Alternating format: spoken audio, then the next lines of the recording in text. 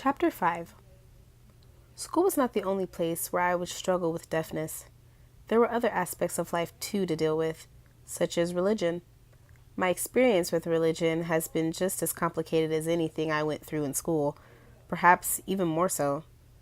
School is where we learn our ABCs and the basics of life with all our peers. Religion is more of an internal struggle, a path we ultimately choose to pursue alone. My path towards spiritual growth has taken countless detours, but every venture off the beaten path has been a blessing in disguise. For the most part, my search for the meaning of life has taken me through Judaism, Christianity, Quakerism, and a deep fixation with Eastern philosophy. I've never really fit into one particular traditional religion, though. Some may argue that this is a negative consequence of deafness, but I choose to look at it differently. The positive side to all this is that by never actually fitting into just one, I could appreciate them all. It took a long time and a lot of soul searching, but eventually I would find my own personal niche.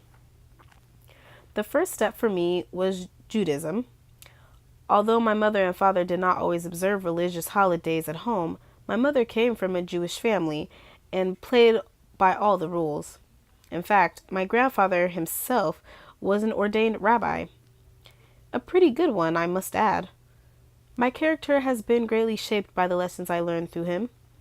Although my hearing loss prevented me from completely assimilating the religion he loved so much, I was still greatly influenced. I might have all the rules of organized religion fly over my head, but at least I managed to pick up the essence of them. For example, one day I was riding on the highway with my grandfather. All of a sudden, some Mormon zoomed up a ramp, ignored a yield sign, and cut us off. All my grandfather did was apply the brakes, let the Mantic cut through, and then go about driving as if nothing had happened. "Grandpa," I asked, "why did you let him do that?" Grandpa just smiled. I don't want to prove with a broken arm that I had the right of way. That lesson in humility and egolessness stuck with me for a long time.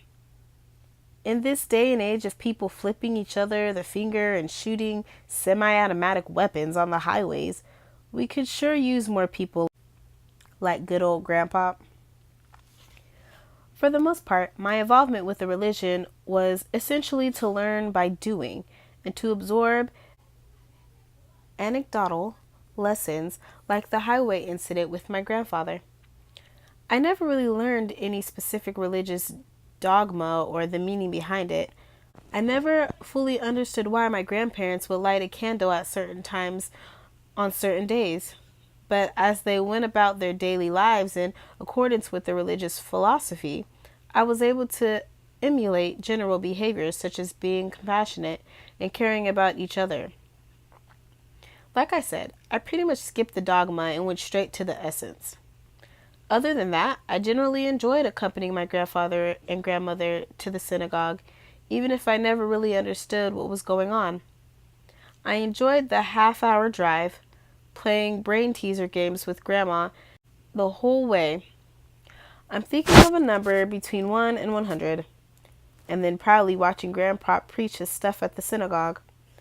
My impression was somewhere along the lines of, "Yes, sirree, that's my grandfather up there." What the hell's he saying? I have no idea. But that's my grandfather up there. Regardless of how much I understood, I was proud of him. As I got older, though, I began having problems with religion. The first problem, simply put, was that everyone inevitably expected me to understand what was going on. While religion to my mother and father simply meant showing up at whatever family events were going on, my grandparents took a much more vested interest in my religious development. When I was about 10 or 11, I had made so much progress as a student at Plymouth Meeting Friends School that they expected me to likewise learn quickly in the synagogue.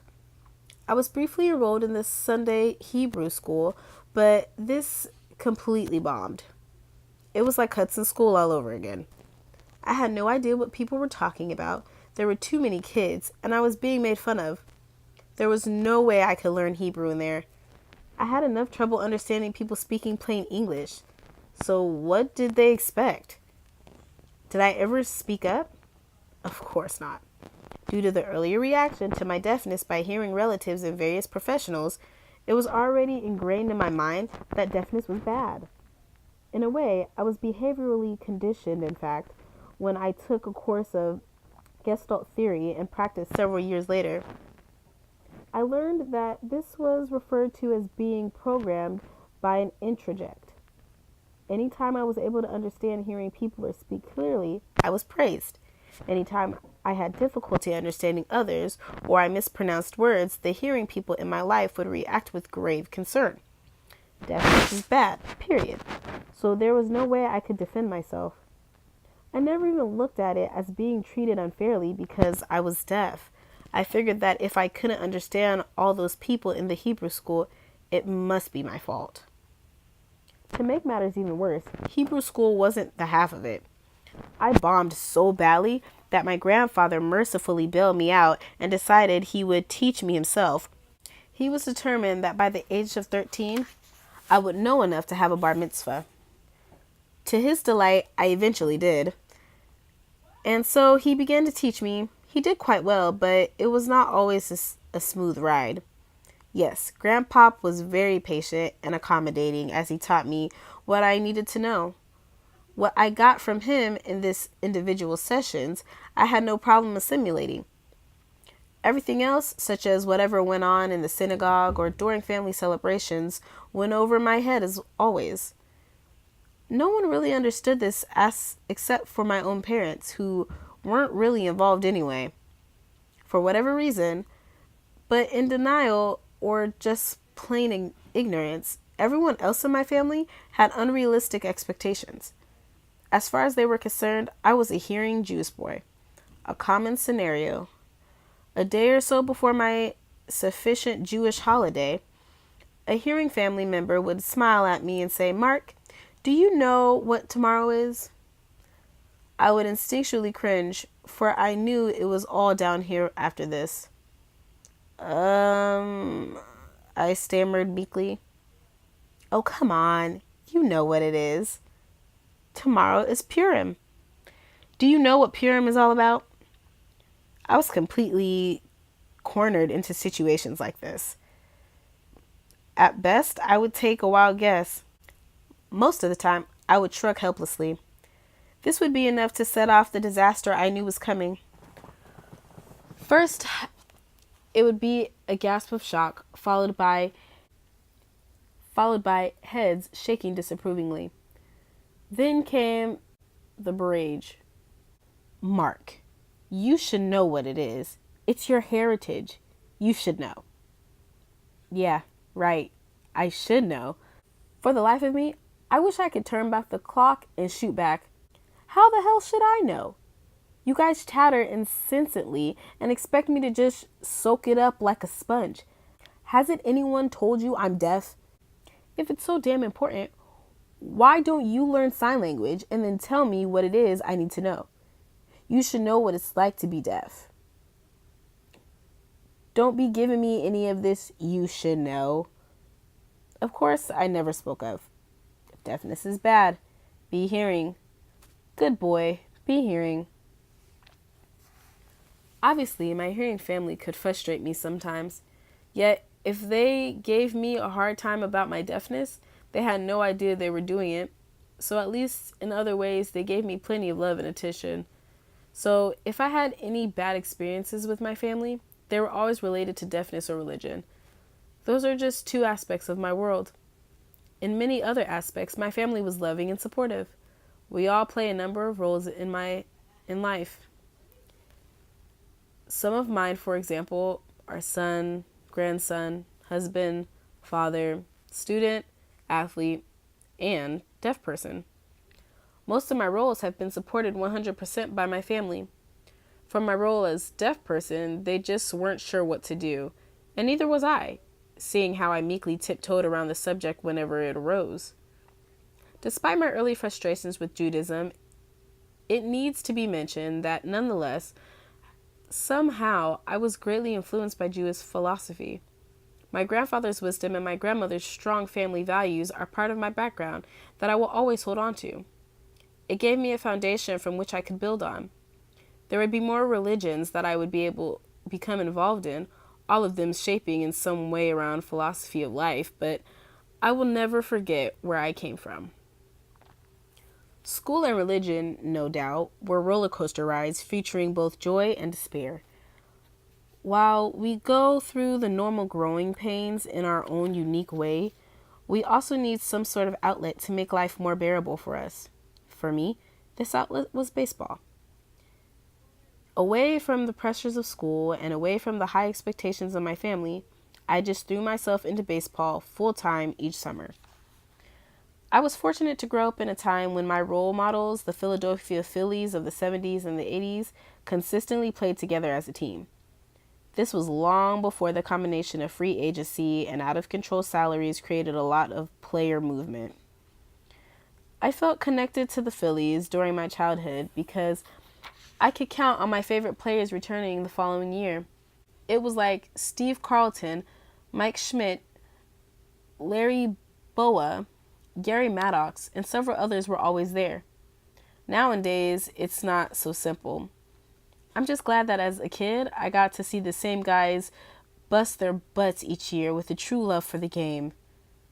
I looked up to them and always wanted to emulate them. And emulate them I did, playing baseball from 12 noon until whenever the sun went down. In my neighborhood, this meant wiffle ball, stickball, sandlot, hardball, and eventually organized Little League. Looking back, I realized that during those sandlot days, I was immortal. I was too young to be aware of all the hard struggles that would be waiting for me a few years later. I was too young to understand that someday we all grow old and eventually kick the bucket. I was just too young to worry about it. This must be what all the great masters have meant when they preach the virtues of living in the now. By playing ball all day, obviously, to all the hassles of the adult world, we had a taste of nirvana. It's said that in today's era, many kids are exposed too soon to the horrors of drugs and violence. They grow up too fast and miss out on the carefree, greatly rewarding childhood experiences that we all deserve. I was lucky to live in a time and place where I could just let go and taste the good life. My neighborhood was the Mount Airy section of Philadelphia. It was a melting pot of Irish, Italian, African American, Jewish, you name it. I wound up becoming close friends with an African American family on my block, even though it seemed as if we didn't have much in common. In this family was a boy my age named Saku, who became my best friend. Even though we were actually culturally different, we shared an immense love for baseball. Saku had no problem with me being deaf. I had no problem with him being black. What was the big deal? We had a lot of fun playing baseball, and that was that. To other people, though, it was a big deal. I didn't realize this at first because I was blissfully oblivious to the existence of racial tension. But after playing countless hours of baseball in the safe confines of my backyard, my friends and I eventually became real good at it. We would play against other sandlot teams and we routinely beat them. We wanted to expand our horizons, but soon learned the unfortunate lesson that other people were not as open-minded as we would have liked. It really hit me one day when my mom took me for a drive through the suburbs. There was a little league game being played on an incredibly beautiful grass field, complete with scoreboards and dugouts. I had never seen anything like it. I got excited and told my mom that it would be perfect for Saku and me. I knew right away that we could compete at the same level as those kids playing on the immaculate field. But my mom shook her head sadly and began to explain something I could not understand. We were only 5 or 6 years removed from the civil rights movement and Martin Luther King Jr.'s tragic assassination, and there were still some neighborhoods where blacks were simply not welcome. As my mom pointed out, there was not one single black player on the field I was so enamored with. While Saku was legally entitled to play on any Little League team he wanted, There were many in this particular neighborhood who would make his life miserable, my mom explained. I could not make any sense out of all of this. He was one of the few people who unconditionally accepted me for who I was, and his skin color was a big deal? That was stupid. As far as I was concerned, Little League could wait. My friends and I continued to play sandlot ball all summer. It was around the time when Saku's family taught me something that I would not fully grasp until much later. While I was struggling with my deafness, constantly trying to act like a hearing boy and constantly worrying about what other people thought, Saku's family held their heads high. They were black, they were proud, and they didn't give a damn that some prejudiced Mormons in the world couldn't accept them for who they were. They often dressed in beautiful African clothes. Their house was loaded with African paintings, sculptures, and artifacts. Saku's parents always welcomed me into their house, and they proudly shared their world with me. One afternoon, Saku's father took me along with the kids to their favorite barbershop. It was in a room full of about 20 other people, none of them white. I was the only one. I was about 10 or 11 at the time, and it was a strange feeling, sticking out the way that I did. Saku's father wanted to give me an idea of what it feels like to be a racial minority, and he succeeded. For the first time, I really understood how Saku must have felt whenever we ventured into a predominantly white neighborhood for a sandlot game. I realize now that there was no better lesson to learn than to have empathy and compassion for another's perspective, and to be able to walk a mile in someone else's moccasins. Looking back, I also realized that I could have done a better job of learning another lesson: how to be proud of your own culture. If my parents and I had half the pride of being deaf that Saku's family had in being black, then most of our problems would have been eliminated right there. Of course, I learned this lesson slowly, given my tendency to do things the hard way. Eventually, Saku's family packed their bags and moved downtown so they could live closer to the church they routinely attended. I would make other friends, both black and white, and we all kept playing baseball, but before Saku moved, there was one game we played that I'll never forget. We were challenged to a game in another part of the neighborhood, in a sandlot field behind Grace Church and Gowan Avenue. The challenge was issued by an all-white baseball team a few blocks away, and they told us to make sure we had at least 9 players. This was going to be real baseball, not a makeshift game where a trash can lid doubled as a home plate. We looked around and found as many neighborhood kids as we could. We managed to round up about 12 people, but only 5 or 6 of us were bona fide baseball players. We had to recruit some guys who didn't play that much, if at all, because positions need to be filled. For a while, we actually contemplated putting my dog in right field. She was good at catching or chasing down balls, but didn't have much of an arm. When we arrived at the sandlot field, we noticed that the other team was big. Many of them I had never seen before. My feeling at first was that this was not about baseball, but more likely a black versus white thing. Someone on the other team had made a disparaging remark about me being the only white guy on my team. The first pitch had yet to be thrown, but already racism was rearing its ugly head. Once the game started, though, something wonderful was happening. We all began to have a lot of fun. We forgot about skin color, and we focused on baseball.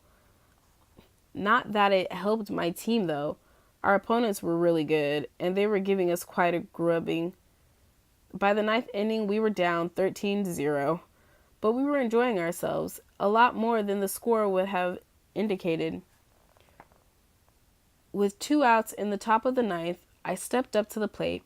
I ripped a hard line drive down the right field line and pulled into a second base with a double. The next batter was Teddy, one of those fill-in players we had pulled out of nowhere. Whoever he was, he ripped the stuffing off of that next pitch for a solid base hit, bringing me home and our only run of the game. As I crossed the plate, the team mobbed me like we had just won the 7th game of the World Series, screaming and hugging and all that. It was the warmest moment I'd ever experienced in all sports, including championships that later I would be a part of in high school and organized baseball. We all learned something about brotherhood that day. Both teams, black and white.